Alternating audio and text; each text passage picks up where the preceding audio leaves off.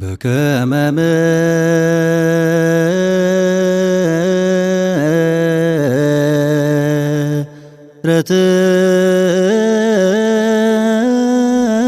ምሕረትከ Hafuura qulqulluun waaqa tokkootiin ni amanna amiin.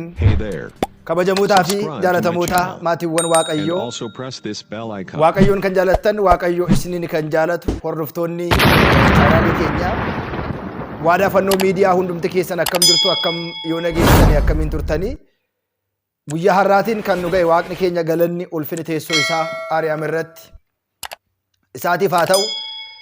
Araarsummaan haadha keenya qulqulleetti dubroo maaramii, eegumsi ergamootaa, dhiifamni gooftaa keenya, qoricha keenya Iyyasuus Kiristoos hunduma keenya waliitiin haa ta'u. Akka fedhaa fi jaalala Waaqayyootti guyyaa har'aa kana tibbana sooshaal miidiyaa irratti, keessumaa immoo tiiktookii irratti yaada ajandaa dubbii kan ta'e namoonni baay'een olii gaddeemanii viidiyoo ittiin waraabaa kan jiran yaada guddaa tokko qabadhee dhufeera. Innis dhimma obboleettii keenya Zinnuuti jechaadha. Egaa akkuma beekamu dhimmi Zinnuu amantaa jijjiirrachuu, amantaa ganuu namoota baay'ee biratti maaliif dinqii yookiin immoo raajii ta'e? Akkuma beekamu kakuu moofaa keessattis, kakuu haaraa keessattis namoonni hedduun karaa kiristaanummaa eegalanii fiixaan hin baasne baay'ooliin isaanii ka'anii jiru. Baay'ooliin isaanii amantaa isaanii gananii jiru. Baay'ooliin isaanii amantaa isaanii ishee dhugaa dhiisanii bahanii jiru. Jarreen kun amantaa isaanii maaliif dhiisanii bahanii? Maaliif amantaa isaanii gananii? Yaadni jedhu sababni garaagaraa ka'uu danda'a. Hubannoo dhabiinsa, beekumsa dhabiinsa, wallaalummaa, qorumsa isaanirra ga'u hanga dhumaatti damdamachuu dhabuu waan garaagaraa, yaada garaagaraa kaasuu dandeenya. Haa ta'u malee garuu namni dhuunfaa tokko ajandaa baay'ee akkas guddaa kana, ajandaa baay'ee akkas dinqii kana ta'ee dhiyaachuu hin qabu. Maaliif hojjettan? Dhimmi ishee kun maaliif dinqii ta'e? Mucaan kun, intalli Zinnuu jedhamtu kun amantaa Ortodoksii Tawaahidoo keessaa baateetti namoonni baay'ees yaada isinitti fakkaate, ergaa garaagaraa, yaada garaagaraa hedduu dabarsitanii jirtu.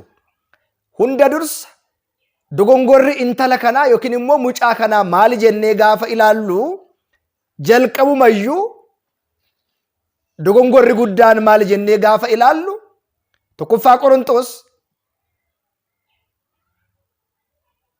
boqonnaa 14:35 gubbaa irratti dubbiin barraa'ee jiru akkana jedhee dubbata. Jecha isaa isiniin barreessa, isiniin dubbisa. Dubartoonni waldoota keessatti, waldaa keessatti haa callisan. Seerris immoo akkuma kanaadha. Akka bitamaniif malee akka dubbatan isaaniif hin eeyyamamne waan ta'eedhaaf. Dubartoonni waldaa keessatti yommuu walitti qabaman dubbachuun saalfiidha. Ammamillee baruu fi beekuu yoo barbaadan galanii mana isaaniitti abbaawwan warraa isaanii haa gaafatanii. Maalidhaa? Dubbiin sagalee Waaqayyoo kan ba'edha. Isinirraadhaayi yookiin immoo garannaantee gara keessan qofaa gaheeraayyuu jedha. Kana jechuun dubbii sagalee Waaqayyoo qabee barsiisuu kan danda'u, lallabuu kan qabu abbaa qaba, iddoos qaba, akkas qaba. Namoonni baay'een mucaa kana hordofaa turaniiru. Ishinis dubbii sagalee Waaqayyoo dubbisaa turteetti hanga sadarkaa barsiisuu irra geessee turte jechaadha. Kufaatiin jalqabaas irrattidha. Dubartoonni waldaa keessatti, mahabara keessatti akka dubbatan seerri taa'ee jiru tokko illee hin jiru. Beekuu yoo barbaadan dubbii sagalee Waaqayyoo barachuu yoo fedhan, barachuu yoo barbaadan galanii abbaa warraa isaanii haa gaafatanii. Waldoota keessatti dubartoonni kaanii dubbii sagalee Waaqayyoo barsiisuun dubbisuun saalfiidha jedheetu macaafni qulqulluu kaa'ee jira jechaadha maatiiwwan Waaqayyo.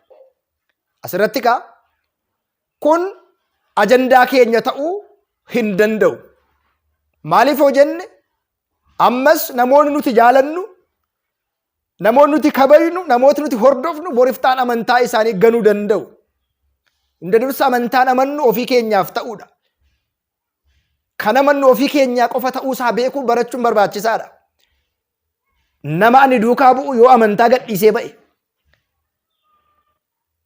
nama ani irraa baradhe yoo inni manaafiqi yookiin immoo ahizaabii ta'e amantaa isaa gade, anis isa hordofee isa duukaa bu'ee amantaa jijjiirrachuu hin qabu. Namoonni baay'een dibbee yookiin immoo nagaarita yookiin immoo kabaroo dha'uu danda'u dhimma kanaatiif nama tokkoof jecha.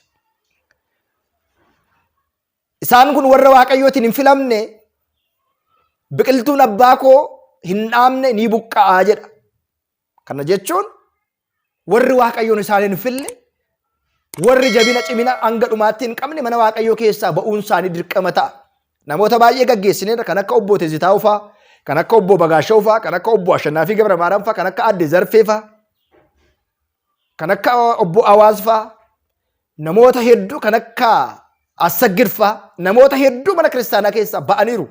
Wayii tawaayidoon baddee, wayii tajaajilli tawaayidoo dhaabbate, wayii qiddaaseen dhaabbate, wayii lallabni, wayii faarruun dhaabbate jennee gaafa ilaallu tajaajilli mana kiristaanaa itti fufa. Guyyaa Hoosaayinaa sana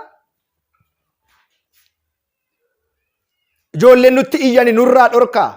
Sagaleen ijoollee magaalaa Yerusaalemiitiin ni jeeqe gaafa jedhamu ijoollee nurraa callisiisaa jedhame.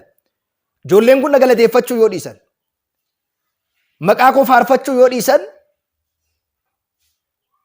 gaarri Biitaaniyaallee anaatiin na waaqeffata.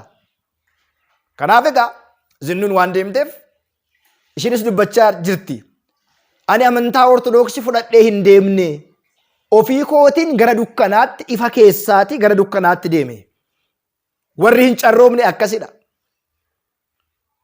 Warri hubannoo hin qabne akkasidha. Namni silaa dukkana keessaa gara ifaatti ba'a jennaan, isheen garuu dukkana ifa keessaa gara dukkanaatti deemuun ishii akka nama tokkootti, akka kiristaana tokkootti nu gaddisiisuu danda'a. Garuu ajandaa marii keenyaa tokko illee ta'uu hin danda'u. Namoonni maal jechaa jiru? Faarfattuu kan turte, maal kan turte? Xuruudhaan immoo otoo ta'eeti namoonni baay'een fayyanii turan. Baay'ooliin isaanii faarfataan ture, barsiisaan ture, lallabaan ture, luban ture, daaquuniin ture, monoksee ture jechuu danda'u gaafa ba'an. Gaafa as turan dhuguma barataniiru. Ammam beekan, ammam hubatan. Ba'anii dubbii sagalee Waaqayyoo waan haasa'aniif, waan dubbataniif namoonni baay'een waan isaan hordofeedhaaf jarri kun beekaadha yookiin immoo beekumsa qabu jennee dubbachuu hin dandeenyu. Kanaaf egaa ajandaa dubbii yookiin immoo ajandaa samoona kanaa dhimmi ishii kun maaliif ta'e jennee gaafa ilaallu namoonni baay'een ishee hordofaa waan turaniidhaaf. Warri ishee hordofuus beekumsa waan hin qabneef, isheenis beekumsa waan hin qabneef jaamaan jaamaa yoo gaggeessa yoo hoggane wal qabatee gara bool'aatti dubbiin jiru waan jedhuudhaaf egaa maatiiwwan Waaqayyoo ajandaa dubbii dhimma inni ta'eef namoonni baay'een duukaa waan buutaniif, ishee waan hordoftaniif isinitti dhagaamuu danda'a. Isinitti hin dhagaamin. Abbaan fedhallee amantaa isaa yoo gane, fannoo isaa yoo kute, ani namaa jedhee hin jiraadhu, isin namaa jettanii hin jiraattan, eenyum keessan namaa jettanii hin jiraattan, ofii keessanii jira jettaniiti kan jiraattan waan ta'eedhaaf raafamuun barbaachisaa miti. Wangeela Yohaannis boqonnaa 14 irratti isin warri lapheen keessan shakkii Waaqayyoon amanaa. Mana abbaa koo amanaa. Mana abbaa koo jireenya baay'ee, jireenya guutuutu jira jedha dubbiin sagalee Waaqayyoo. Kanaaf egaa amantaan kun hin qallatti malee hin cittu. Karaa dhiphaatiin galaa. Karaan gara badiinsaa deemu bal'aadha. Warri irra deemanis namoota hedduudha. Akkuma jedhe isin garuu karaa dhiphootiin galaa. Karaa dhiphoo jechuun qorumsa, gidiraa, sooma, sagada kan qabdu, seeraa fi heera kan qabdu ishee irra deemaa. Karaan gara badiinsaatti geessu baay'ee bal'aadha. Namoonni irra deemanis baay'isee bal'aadha. Akkuma jedhu kana beekuudhaan isinis jabaattanii amantaa keessanitti akka dhaabbattanii fi amantaa keessaniin akka deddeebitan dhimmi zinnu ajandaa keenya ajandaa tawaahidoo ta'uu hin danda'u. Kaleessas dogongoraatiin waltajjiirra baatee barsiisuun ishii wangeela dubbachuun ishii waa'ee wangeelaa haasa'uun ishii gaarii hin turre sirrii hin turre. Egaa akkuma beekamu mana kiristaanaa keessatti namoonni baay'een lakki dhaabii jedhaniin dubbatanii gaafa ba'an ajandaa marii yookiin immoo ajandaa tibbanaa waan ta'eedhaaf dhimmi ishee dhimmi zinnu ajandaa keenya ta'uu hin danda'u. Erga deemteen booda Waaqayyo karaa dhugaa amma isheedhaa ibsuufitti nuti akka kiristaanaatti isheedhaa kadhachuu qabna malee ajandaa akkuma isheen jetteeyyuu isheen waan deemteef tawaahidoon hin baddi hin diigamti. Namoonni baay'een yaadaniiru.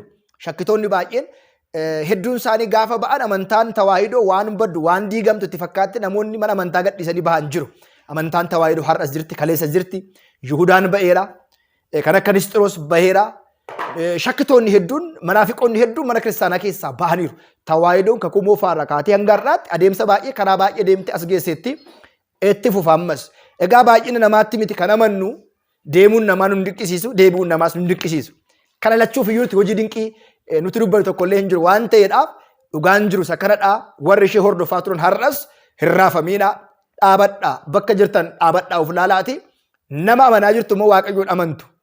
Waaqayyoon hordofaa jirtu immoo nama duukaa bu'aa jirtu. Warri ammas nama duukaa buutan warri garee garaa keessatti ani galee abaruudha. Yoo abaluu barsiise malee dubbisaa hin dhaga'u warri jettan ammas kufaatiin keessan akka intala kanaa kufaatii badaa waan ta'uudhaaf nama hin hordofinaa dubbisaa hordofaa. Hojii namaa hin laalinaa sagaleessa ilaalaati baradhaa cimaa dhaabadhaa waan isin hin galle gaafadhaa. Asitti baradhaa gaafa jirtan gaafadhaa. Gaafa baatan waan hin baranne waan hin beekne baatanii yoo haasoftan rakkoo waan ta'uudhaaf namoonni baay'een waan hin beekne keessa jiraatanii waan isaaniif hin galle ba'anii sooshaal miidiyaa irratti haasa'u. Inni kun isin fayyadu, inni kun nu hin fayyadu. Ammas taanaan boris taanaan yaada keessan qalbii keessan jijjiiradhaatii of laalaa. Dhaabadhaa of laalaa. Ajandaan keenya namni dhuunfaa ajandaa keenya ta'uu hin qabu. Wangeela irratti, qorachuu irratti, barachuu irratti, abboolii gaafachuu irratti cimnee dhaabachuun barbaachisaadha. Kan nu barsiise, kan nu barse Waaqa abboolii keenyaaf galanni haa ta'u. Kutaan lammaffaan itti fufaa Waaqayyo isin faana haa ta'u.